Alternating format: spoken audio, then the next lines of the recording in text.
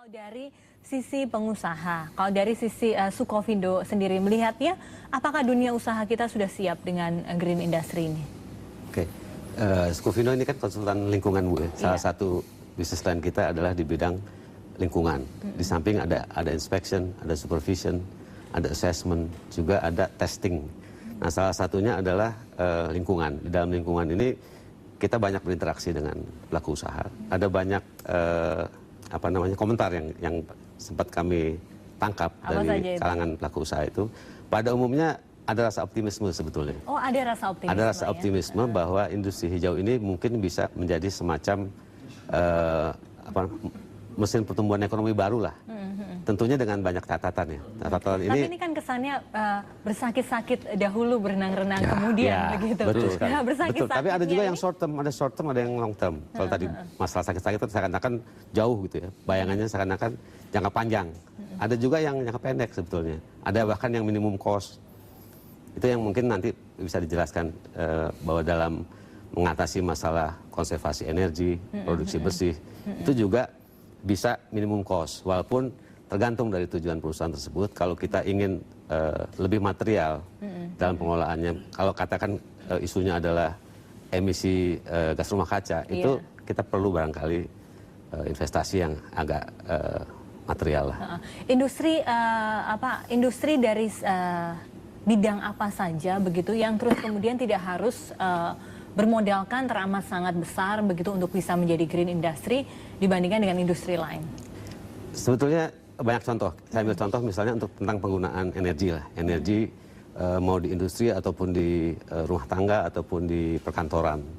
Itu dengan pengaturan lighting saja yang saya bilang minimum cost itu, sebetulnya pengusaha bisa berhemat yang disebut konservasi energi itu. Kalau mau lebih drastis lagi ya tergantung, kadang-kadang teknologi juga berpengaruh. Ada teknologi yang memang dikenal boros energinya. Sudah tentu jenis usaha yang seperti itu membutuhkan upaya-upaya yang lebih drastis. Mungkin dia harus investasi yang lebih besar. Nah, lighting itu salah satu contoh di mana kita bisa dengan minimum cost melakukan konservasi energi yang berasa. Mungkin bisa 10-15% per bulan. Oke. Bisa saya tambahkan? Ya, contohnya ya, itu ada ketentuan bahwa kalau kita di dalam gudang gitu ya, itu hendaknya bahan-bahan kimia itu disimpan dalam temperatur kamar.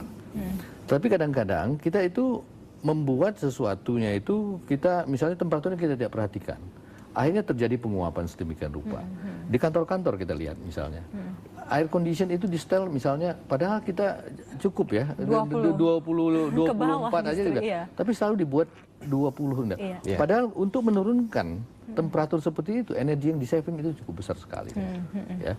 Demikian juga kalau kita lihat misalnya di pabrik cat. Ya. Untuk mengaduk warna itu kan ada permintaan konsumen ya. Kita gunakan wadah yang besar. Nah, wadah yang besar padahal yang dimintanya itu hanya untuk ukuran 5 kilo. Tetapi digunakan wadah yang 20 kilo.